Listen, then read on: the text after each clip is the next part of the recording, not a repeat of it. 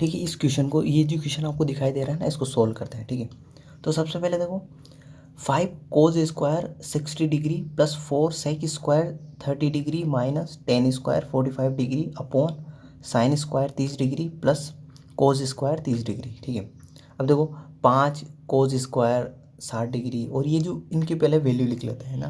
तो देखो कोज 60 डिग्री, कोज 60 डिग्री की वैल्यू कितनी होती है, 1/2। ठीक है, सेक स्क्वायर सेक 30 डिग्री, पहले सेक स्क्वायर नहीं सेक 30 डिग्री, सेक 30 डिग्री वैल्यू कितनी होती है। अब देखो सेक किसका उल्टा होता है, कोस का। कोस 30 डिग्री, कोस 30 डिग्री किसकी वैल्यू होती है, क्या होती है, मतलब कोस 30 डिग्री की वैल्यू होती है √3/2।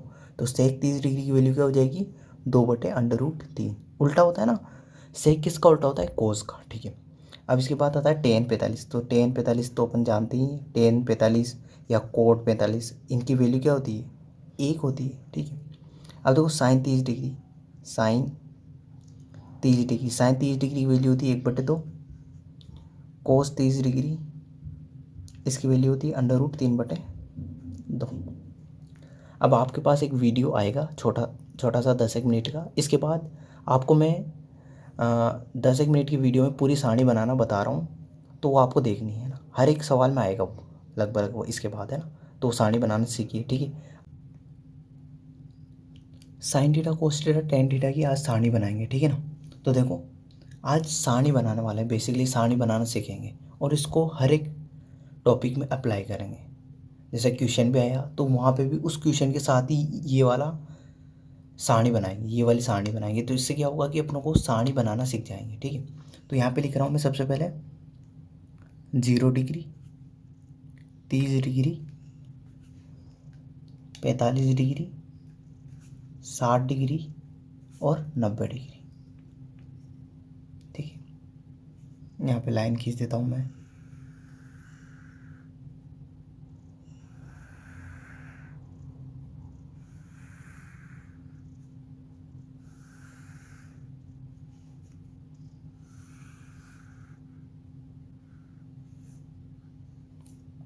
ठीक है, अब देखो ये अपनों ने कुछ बना लिया है ना। अब देखो इसके बाद देखना आगे साइन थीटा, यहाँ लिख रहा हूँ मैं साइन थीटा। ठीक है, 0 डिग्री पे किस साइन थीटा का मान कितना होता है, 0 होता है। साइन थीटा का मान 30 डिग्री पे कितना होता है, 1/2। साइन थीटा का मान 45 डिग्री पे कितना होता है, 1/√2।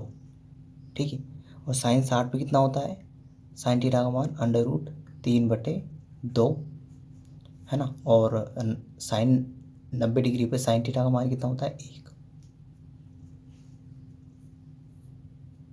ठीक है, अब देखो कोस थीटा में क्या करेंगे, इसका उल्टा कर देंगे।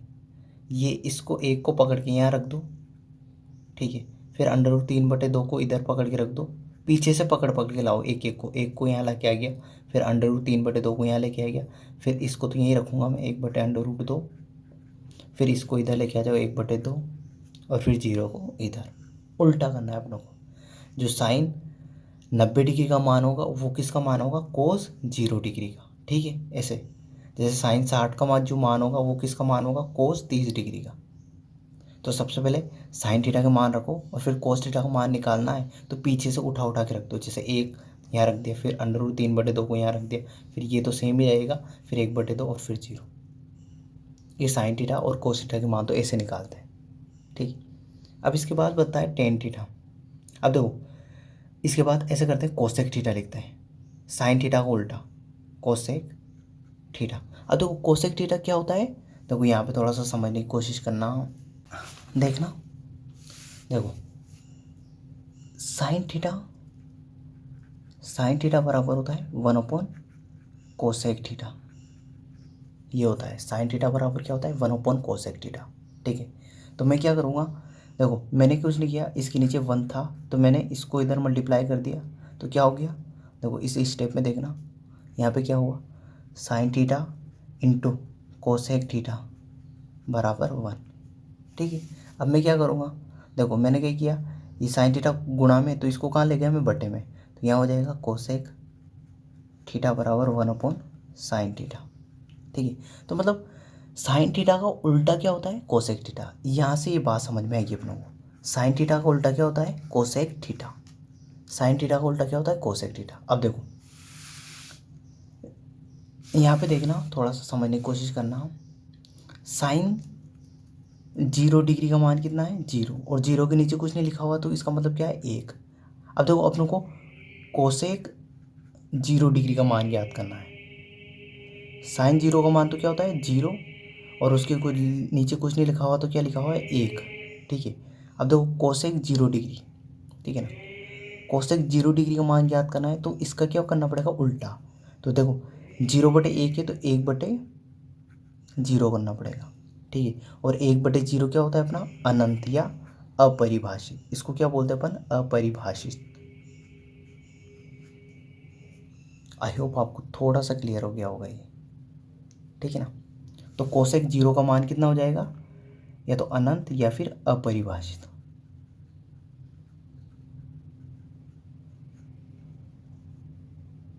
ठीक है।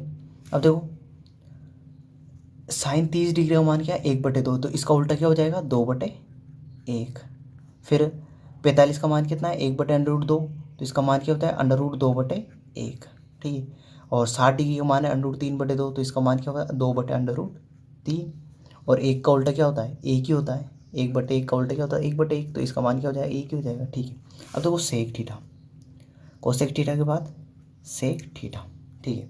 अब सेक थीटा होता है ना, देखो यहाँ पे देखना, यहाँ बता रहा हूँ मैं। सेक थीटा बराबर होता है 1/कोस थीटा, या फिर आप ऐसे भी लिख सकते हो, कोस थीटा बराबर 1/सेक थीटा, ठीक है ना। तो मतलब कोस थीटा का उल्टा क्या होता है, सेक थीटा। अब देखो कोस थीटा के मानों का उल्टा करेंगे, सेक थीटा के मान ज्ञात करने के लिए क्या करेंगे, कोस थीटा के मान को उल्टा करेंगे। तो देखो यहाँ पे देखो, अब देखो कोस थीटा का मान क्या है, 1, तो 1 का उल्टा क्या होता है, 1 ही होता है, तो इसका सेक सेक 0 का मान भी क्या हो जाएगा, 1। अब देखो कोस 30 डिग्री का मान कितना है, √3/2, तो सेक 30 डिग्री का मान क्या हो जाएगा, 2/√3। इसका उल्टा कर दिया मैंने। ऐसे इसका उल्टा कर दूंगा, 1/√2 का क्या हो जाएगा, √2/1 हो जाएगा। 1/2 का क्या हो जाएगा, 2 हो जाएगा। और 0 का उल्टा देखो, 0 का उल्टा देखो, 0 के नीचे क्या है, 1, तो इसका उल्टा क्या हो जाएगा, 1/0। और 1/0 क्या होता है, 1 में 0 का भाग देंगे तो क्या होगा, वो अपरिभाषित, अनंत या अपरिभाषित, ठीक है ना, जिसको अपन परिभाषित नहीं कर सकते। तो यहाँ पे लिख दूंगा मैं, या तो अनंत या फिर अपरिभाषित। देखो अपने पास साइन थीटा का मान आ गया। अपनों ने क्या किया, कोस थीटा का मान निकालने के लिए उल्टा कर दिया, मतलब उल्टा नहीं, मतलब ऐसे पीछे से मान रखते गए अपन। कोसेक थीटा का कैसे मान निकाला अपन ने, साइन थीटा का उल्टा करके। सेक थीटा का मान कैसे निकाला, कोस थीटा का उल्टा करके, ऐसे निकाला मान, ठीक है। अब देखो टेन थीटा की बारी आती है। अब किसकी बारी आती है, टेन थीटा की बारी, ठीक है।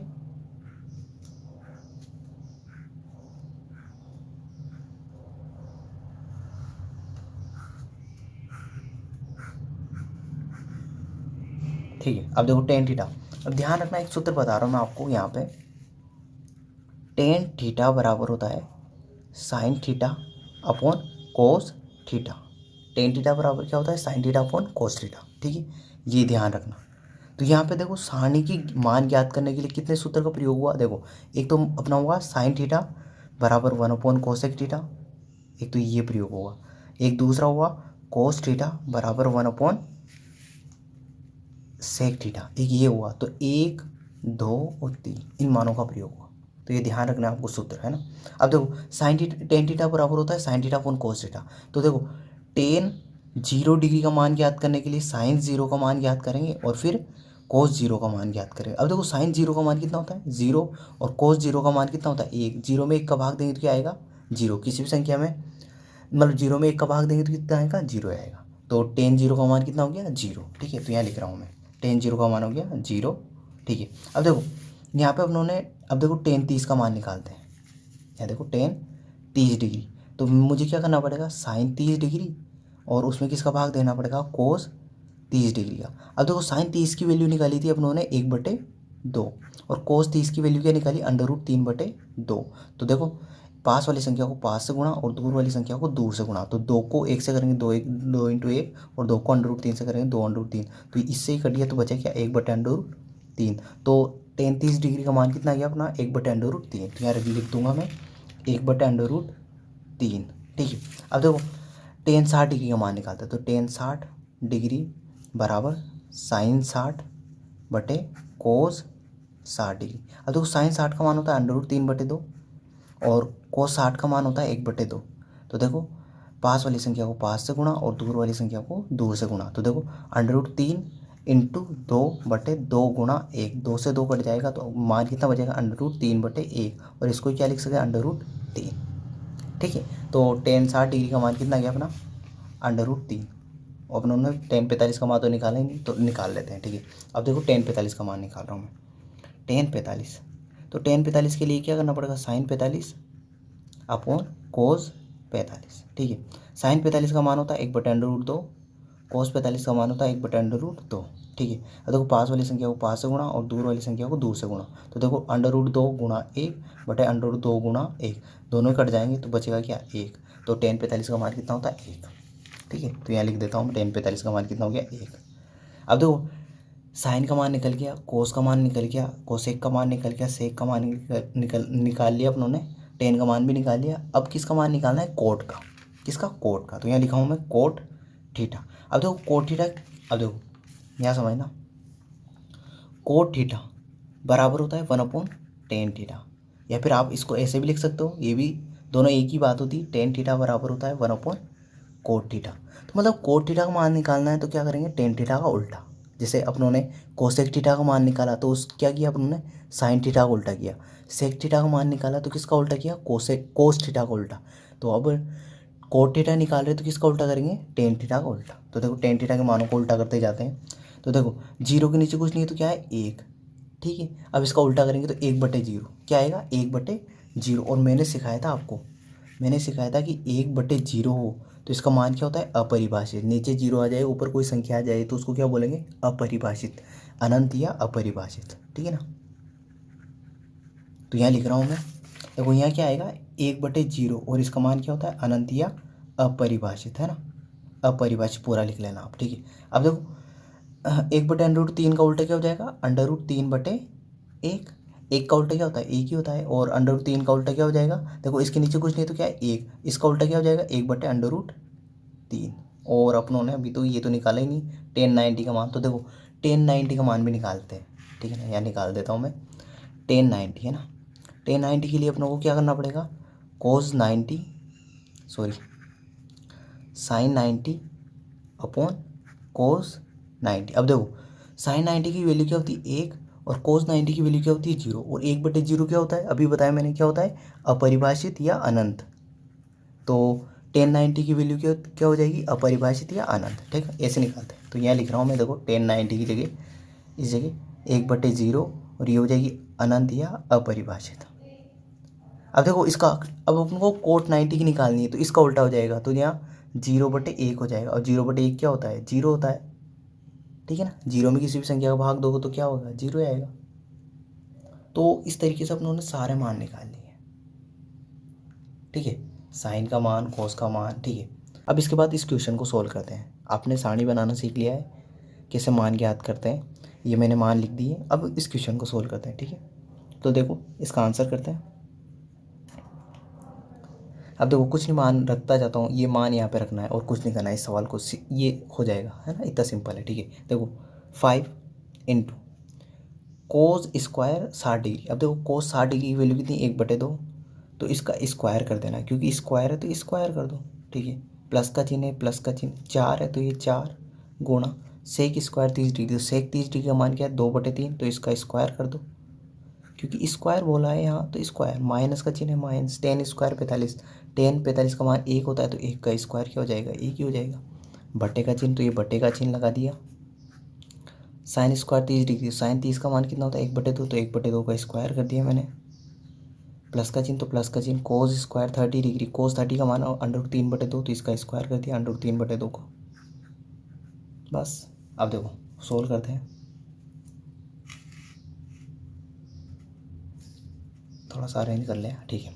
अब देखो 5 1/4 का स्क्वायर क्या होता है। देखो किसी भी संख्या का स्क्वायर यहाँ पे बता रहा हूँ, यहाँ पे देख लेना, है ना। किसी भी संख्या जैसे दो का स्क्वायर, इसका मतलब होता है इस संख्या को कितनी बार गुणा करना है, 2 बार। जैसे 1/2 को गुणा किया 1/2 से, तो 1 को 1 से करेंगे तो क्या हो जाएगा 1, और 2 को 2 से करेंगे तो 4, तो 1/4, तो इसका मान आ जाएगा 1/4। ठीक है, प्लस का चिन्ह है, प्लस का चिन्ह। अब 4 गुणा, अब देखो 2/√3, तो 2/√3 का स्क्वायर का मतलब क्या होता है कि इस संख्या को कितनी बार गुणा करना है, 2 बार। तो 2/√3 गुणा 2/√3। ठीक है, 2 को 2 से करेंगे तो कितना आ जाएगा 4, और √3 को √3 से करेंगे तो 3 आ गया। ध्यान रखना कि अंडर रूट, जैसे यहाँ पे x है, गुणा √x, तो अंडर रूट से अंडर रूट खत्म हो जाएगा और इसका मान कितना आ जाएगा, x आ जाएगा। ठीक है, जैसे √5 को √5 से गुणा करेंगे तो कितना आ जाएगा, 5 आ जाएगा। √101 को √101 से गुणा करेंगे तो कितना आ जाएगा, 101। पर ध्यान रखना √2 और √3 को गुणा करेंगे तो क्या आएगा, थोड़ा सा नीचे समझने के लिए कर लेते हैं ना। देखो मैंने ये बताया आपको, अंडर रूट में सेम संख्या हो ना तो वो संख्या आ जाती है। जैसे √x को √x से करेंगे तो x आ जाएगा, √5 को √5 से गुणा करेंगे तो 5 आ जाएगा, √121 को √121 से गुणा करेंगे तो 121 आ जाएगा। पर ये ध्यान रखना √2 को √3 से गुणा करेंगे तो क्या आएगा, √6। यदि संख्याएं अलग अलग है तो अंडर रूट के अंदर गुणा हो जाएगी वो, है ना। जैसे √7 को √5 से गुणा करेंगे तो कितना आ जाएगा, √7×5 = 35। ठीक है, ये समझने की कोशिश करना। ठीक है, तो देखो यहाँ पे अपनों ने सोल्व किया इसको, 2/√3 का स्क्वायर किया तो कितना प्राप्त हुआ अपनों को, 4/√3। तो यहाँ लिख रहा हूँ मैं 4/√3। ये माइनस का चिन्ह है। 1 का स्क्वायर का मतलब क्या होता है, 1 का स्क्वायर का मतलब होता है 1 को 1 से गुणा करना, तो 1 को 1 से करेंगे तो क्या आएगा, 1। ठीक है, अब देखो नीचे 1/2 का स्क्वायर, देखो यहाँ समझ लेना, 1/2 का स्क्वायर, इसका मतलब होता है 1/2 को कितनी बार गुणा करना है, 2 बार। तो 1 को 1 से करेंगे तो 1 आ जाएगा, और 2 को 2 से करेंगे तो 4। ठीक है ना, तो 1/4, इसका मान आ गया 1/4, प्लस प्लस का चिन्ह है, प्लस का चिन्ह। √3/2 का स्क्वायर, अभी यहाँ फिर वापस कर लेते हैं। √3/2 का स्क्वायर, स्क्वायर का मतलब होता है इस संख्या को कितनी बार गुणा करना है, 2 बार। तो √3/2 गुणा √3/2। अभी मैंने बताया कि अंडर रूट के अंदर समान संख्या हो उसको गुणा करते हैं तो क्या आ जाता है, वो संख्या आ जाती है। तो √3 को √3 से करेंगे तो 3 आ जाएगा, और 2 को 2 से करेंगे तो 4, तो यहाँ आ जाएगा 3/4। ठीक है, अब देखो यहाँ पे समझना, 5 को 1 से करूँ, 5 के नीचे कुछ नहीं तो क्या है, 1 है। ठीक है, 4 के नीचे कुछ नहीं तो क्या है, 1 है। 5 को 1 से करूँगा तो 5 आ जाएगा, 4 को नीचे वाले 1 से करूँगा तो 4, प्लस 4 को 4 से करूँगा तो 16/3, और -1, 1 के नीचे कुछ नहीं तो क्या है, 1। ठीक है, अपॉन एक बटे का चिन्ह है। देखो 1/4 और 3/4 को जोड़ेंगे, देखो 1/4 यहाँ पे समझना, कहाँ समझाऊँ, इस पे समझ लेना। ठीक है,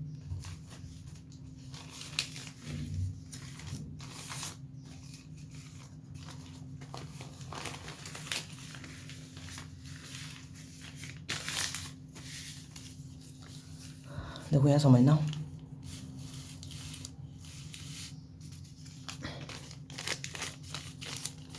थोड़ा सा इसमें ना, 1/4 प्लस 3/4, इसको जोड़ रहा हूँ मैं, है ना। तो देखो 4 नीचे दोनों में 4 है, तो लघुत्तम क्या आ जाएगा, 4। ठीक है, तो ये 1 ऐसा कैसे और 3 ऐसा कैसे, 3 को और 1 को जोड़ा तो 4, 4/4 कितना होता है, 1। तो इसको सोल्व करने पर मान कितना आएगा, 1।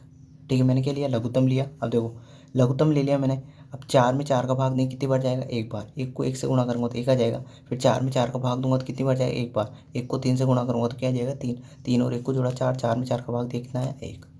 लघुत्तम लेना नहीं आता ना तो आप कमेंट करके बता देना, मैं लघुत्तम लेना सिखा दूंगा आपको। ठीक है, तो इसका मान कितना आ गया अपनों को, इसका पूरे का मान कितना आ गया, 1। तो यहाँ नीचे लिख दिया मैंने 1। ठीक है, अब देखो मुझे 5/4 प्लस 16/3 -1/1 इसका लघुत्तम लेना और इसको सोल्व करना है। तो देखो मैं इसको सिखाता हूँ आपको अच्छे से। ठीक है, इसको सीखते हैं अपन। तो देखो मैं यहाँ लिख रहा हूँ 5/4, ठीक है, प्लस 16/3 और -1/1। अब देखो 4 नीचे वाली हर वाली संख्या का लघुत्तम लेंगे, तो 1, 3 और 4 का लघुत्तम लेना है। तो ऐसी संख्या लेनी है अपनों को जो इन तीनों के पहाड़े में आ जाए। तो देखो 4 के पहाड़े में 12 आता है, 3 के पहाड़े में 12 आता है, और 1 का पहाड़ा बोलेंगे ना तो उसमें 12 आएगा। ठीक है, ये मिनिमम है, छोटी से छोटी संख्या है, छोटी से छोटी। देखो 12 चतरी 12, 3 का पहाड़ा 4 बार बोलेंगे तो 3 चौक 12, और 1 का पहाड़ा 12 बार बोलेंगे तो 12। ठीक है, तो इन तीनों का लघुत्तम क्या आ जाएगा, 12। अब देखो 4 का पहाड़ा कितनी बार बोला अपनों ने, देखो गिनो, 4 एकम 4, 4 दूनी 8, 4 12, 3 बार बोला तो 3 को किससे गुणा करेंगे 5 से, 3 को किससे गुणा करेंगे 5 से, तो 5 को 3 से किया तो 3 गुणा 5, या ऐसे लिख देता हूँ, ठीक है, प्लस का चिन्ह प्लस का चिन्ह। 3 का पहाड़ा कितनी बार बोला जब 12 है, तो 3 का पहाड़ा बोला अपनों ने 4 बार, कितनी बार बोला 4 बार, तो 16 को किससे गुणा करूँगा मैं 4 से, फिर माइनस का चिन्ह माइनस का चिन्ह। 1 का पहाड़ा कितनी बार बोला जब 12 है, तो 12 बार, और 12 को किससे गुणा करूँगा 1 से, तो 12 गुणा 1, ठीक है। अब देखो सोल्व करता हूँ इसको, आगे आगे सोल्व करता हूँ। देखो 5 को 3 से किया तो कितना है 15, प्लस का चिन्ह प्लस, 16 को 4 से किया 16 चौक 64, और माइनस के 12 बटे 12, ठीक है।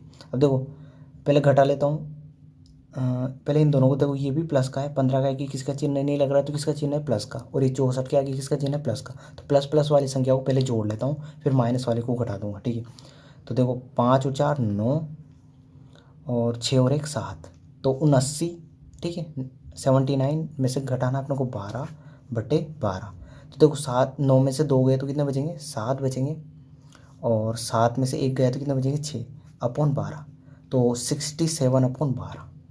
तो इसको सोल्व किया अपनों ने तो क्या है अपना 67 अपॉन 12। तो देखो ध्यान से देखना, यहाँ पे लिख रहा हूँ मैं, इसको सोल्व किया अपनों ने पूरा, तो कितना आया 67 अपॉन 12 और बटे 1, तो 1/1 का वैल्यू कुछ नहीं होगी, तो पास वाली संख्या को पास से, दूर वाली संख्या को दूर से, तो 67 अपॉन 12, तो ये आंसर आ गया अपना, ठीक है, ये आंसर आ गया अपना, है ना।